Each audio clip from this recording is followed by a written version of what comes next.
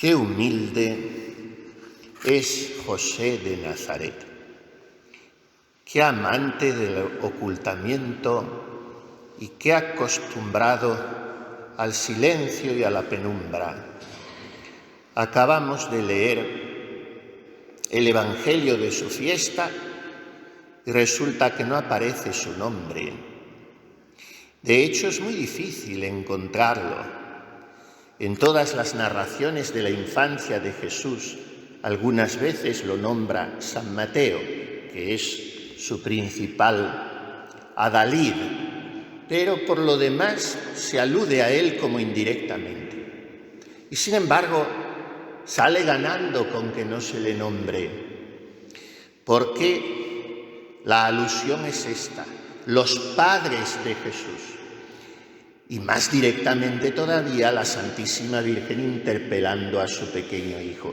Mira que tu padre y yo te buscábamos angustiados. O sea que, como decimos, resulta ganancioso el negocio de José, porque sin ser, como sabemos, el padre biológico de Jesús, sin embargo, no hay rebozo ninguno en presentarlo como padre del Mesías en la Escritura. Me permiten ustedes hacerle una confidencia personal. Cuando yo escuchaba hoy, y me unía un poco también, la preciosa misa del Kyrial, Lux et Origo, que tan delicadamente cantaban las monjas, en lo que es dable que resulte bien el gregoriano en voces blancas y acompañado de armonio, porque el gregoriano ha de ser a capela y para hombres, pero hacemos en cada lugar lo que podemos y con la mayor ilusión y amor. Y ellas lo cantan muy bien, y yo me unía sintiéndome como acariciado por esa música especial, que no tiene compases, que no tiene medidas, que no está sujeta a reglas y por eso mismo es perfecta, porque sobrepasa todas las perfecciones humanas. ¿Cómo han podido invadir nuestras iglesias estas canzonetas horrísonas, al son de guitarras estrepitosas, que no llevan a Dios? Y tantas cosas se hacen porque todo lo cambió el concilio. Pero si el concilio lo que dijo es que se conservase y se recuperase y se cultivase el gregoriano y la polifonía, y que el instrumento litúrgico fuese el órgano, eso es lo que dijo el concilio.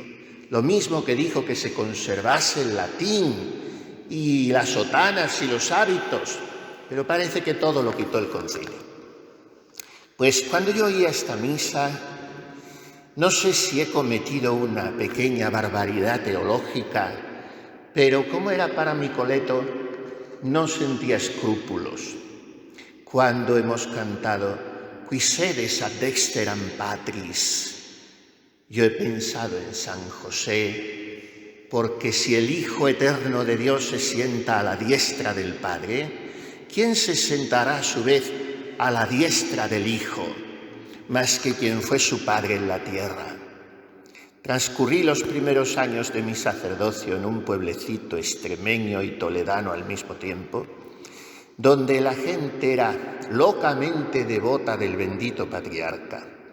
Se reunían por casas, una de cada calle, y todos los días de este mes, a media tarde, hacían el mes de San José, por aquellos devocionarios antiguos de páginas amarillentas y manoseados por las abuelas de nuestras abuelas, que es con lo que la gente sabía rezar y no lo hacían mal, además del rosario. Y entonces me sucedía que algunas veces, para picarlas yo un poco, les preguntaba: ¿pero por qué quieren tanto a San José? Y me respondían: pero es que todavía no se ha enterado usted que es el que manda en el cielo. Siendo el Padre de Jesús y el jefe de sus despensas, ¿cómo no le vamos a querer tener de nuestra parte? San José es el príncipe, el primero en el paraíso, constituiteum dominum domus sue, et principem omnis possessionis sue, le constituyó señor de su casa y jefe de toda su hacienda, de sus posesiones. Por eso es intercesor en todo y para todo, como nos recuerda Teresa de Jesús. Y por eso, según seguían cantando las monjas, yo seguía transponiendo el Gloria de hoy a nuestro Padre y Señor San José. Coniantus solus sanctus. Esta palabra, naturalmente, la dirigimos a Jesucristo, el único santo, el santo de los santos. Pero yo pensaba, solo tú eres el santo que ha estado unido, fuera naturalmente de la Santísima Virgen, a la unión hipostática. Todos los santos están por debajo, por grandes que hayan sido. Pero a San José le destinó el Señor para meterlo en medio de su misterio, el más grande de todos, la encarnación del Verbo. Y en esa encarnación participa como custodio, guardián, celador de la virginidad de María, protector de su parto, compañero de los viajes, nutricio y educador del Hijo de Dios. Participa José, ¿y de qué manera? Coniantus solus sanctus, el santo inmerso en el misterio de la unión hipostática. Y continuábamos cantando, Tu solus Dominus. Qué bien lo descubrió en esta casa doña Teresa de Ahumada. San José, mi Padre y Señor. Son dos matices distintos. El Padre, como hemos dicho, es el que nos alimenta, el que nos educa, del que aprendemos, desde las actitudes internas hasta la expresión de los modales, la gestualidad, los andares y hasta el tono de la voz y la forma de mirar. Todo se aprende del Padre. El Señor es el que tiene sobre nosotros un imperio que, cuando es amado por nuestra parte, es voluntaria y gozosamente acogido, porque es un imperio muy dulce, el del amor, y el que, al estar nosotros sujetos a él, nos protege, nos orienta. Por tanto, José es, como dice y qué bien lo dice Teresa, nuestro Padre y Señor San José. No podemos, ni queremos, ni sabemos nombrarle de otra manera. Hay otra reflexión que yo me hacía hoy en torno a esta fiesta, anoche más bien, y me dormí sobre ella, como suele pasarme, que en los últimos ratos del día me sirve como oración y meditación pensar un poco después de lo que ya he leído y estudiado, pensar en plan meditativo en lo que voy a predicar si es que toca sermón el día siguiente. Y anoche dormía sobre la suavidad de este pensamiento. Pensaba, estoy pernoctando por última vez en esta ocasión en este lugar santo, el monasterio de la Encarnación. Y estoy solo a unos metros del lugar, ahora es museo, desde que las madres reformaron esto con tan buen acierto, el lugar donde está la imagen de San José el Parlero, que está a su vez a muy pocos metros de la celda prioral que ocupó doña Teresa de Ahumada, ya era la madre de Teresa de Jesús, cuando vino aquí, hace ya 452 años, en 1571. Me figuro que pasaría, como no, por su palomarcito de San José.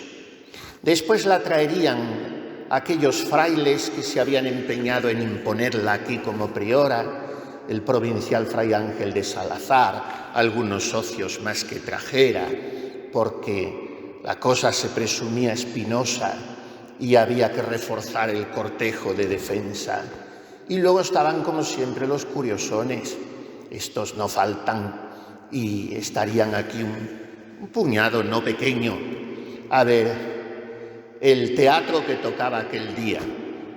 Ya estaba revuelto el convento y los negros devotos, que diría después de Teresa, o sea, aquellos a los que les encanta enterarse de las interioridades de las comunidades religiosas, con todo lo que eso tiene de pueblerino y de insano, pues los negros devotos ya estarían pendientes. Y entonces viene atravesando las murallas la Madre Teresa, sería andando, ella estaba en la madurez de sus 56 años, sería en alguna carreta que hubieran proporcionado para la ocasión por mor de la discreción, no lo sabemos. La cosa es que llegan aquí y la gritería de las 200 monjas, dicen las crónicas, que se oía en Ávila. Y este es la situación a la que tiene que enfrentarse Teresa. Pero es que ella no viene sola, viene abrazada a esa imagen, San José el Parlero. Y abrazada a esa imagen nos la figuramos sentada en uno de esos poyos de piedra junto a los cuales nosotros pasamos cada día al entrar aquí. Los frailes revueltos queriendo entrar en la iglesia, donde al fin consiguen penetrar. Los curiosos casi poniendo su nariz pegada a la de aquella monja, y ella imperturbable, eso sí, sin soltar de entre sus manos blancas aquella imagen que me gustaría mucho saber de dónde la había obtenido. Es una imagen tosca, no es que esté muy bien terminada, de un tamaño más grande de lo que suele ser una imagen doméstica y con la particularidad, como todos sabemos, de tener un poquito colgante el labio inferior, o sea, la boca abierta como de quien está hablando. De ahí viene el mote, el parlero, y de ahí viene la leyenda.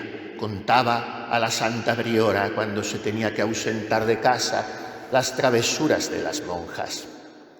No creo yo tanto que fuera en este sentido. Más bien, San José, el Padre, el Señor, el Prior, le iría indicando a la Santa Madre cómo tenía que formar a sus monjas. Con esta tienes que esperar un poco más. Con aquella gasta paciencia porque es dura de mollera. A esta exígele la santidad que puede darlo. A aquella otra corrígele porque no guarda el silencio o está faltando en la caridad fraterna.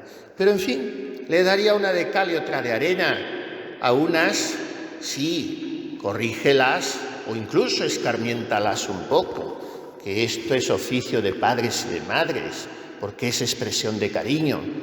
Y a esta o a la misma, estimúlala.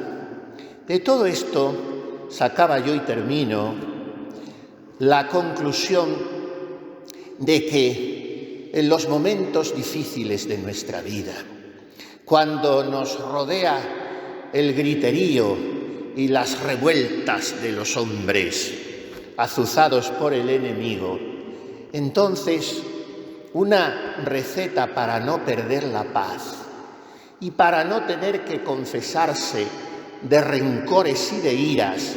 Esto llamó mucho la atención a las monjas. Al día siguiente la Madre Teresa comulgó sin haberse reconciliado, o sea, no tuvo necesidad de confesar porque no había pecado, no se perturbó, no faltó a la caridad ni de pensamiento, aun cuando la tuvieron que entrar a empujones en el monasterio por aquella puertecica que está junto al coro bajo. Y aún así las monjas no dejaron de gritar hasta que se alzó aquella con la cruz procesional y ante la pregunta del provincial: ¿es que no quieren vuestras mercedes a la Madre Teresa de Jesús? La queremos y la amamos, te Deum laudamos. Y a partir de ahí todo cambió y empezó a cambiar también la vida en el monasterio. Y aquella fue la primera cuaresma en que no hubo visitas y las monjas fueron más recogidas. Todo lo hace mi clemencia, decía la santa, y junto con la Virgen de la Clemencia, San José. Por tanto, para no perturbarnos, para no alterarnos, para no albergar en nuestros corazones sentimientos oscuros contra los demás, aun cuando nos demos cuenta de que los demás no nos quieran bien, porque se empeñen ellos en demostrárnoslo, frente a eso, agarrarse a San José. Y después, no dejar de ir a hablar con él cada día. San José el parlero nos irá enseñando cómo debemos proceder en este caso, en este momento espinoso de mi familia o de mi comunidad religiosa, en medio de esta noche oscura o de este periodo de tentaciones que atravieso, en esta enfermedad. Dejemos que San José, desde su silencio tan caballerosamente discreto, tan ceñido y ponderado, nos enseñe a actuar con su misma paz. No podemos imaginar en María y José, en medio de situaciones tan inopinadas e incómodas como aquellas que tuvieron que afrontar, no podemos suponer en ellos crispaciones, destemplanzas, sino todo es ecuanimidad, dominio propio y paz. San José quiere enseñárnoslo. Es tan grande su figura. Me estremecía cuando oía en la epístola del libro de Samuel decir: yo seré para él un padre y él será para mí un hijo. Y después en el Salmo 88, él, Jesús, me invocará: tú eres mi Padre. Un hombre del que podemos decir esto tiene vara alta en el cielo, mucho más alta que esa que ponemos en sus imágenes en la tierra, rematadas en la flor, símbolo de su virginidad. Pues su mando en el cielo es mucho más alto que todo eso.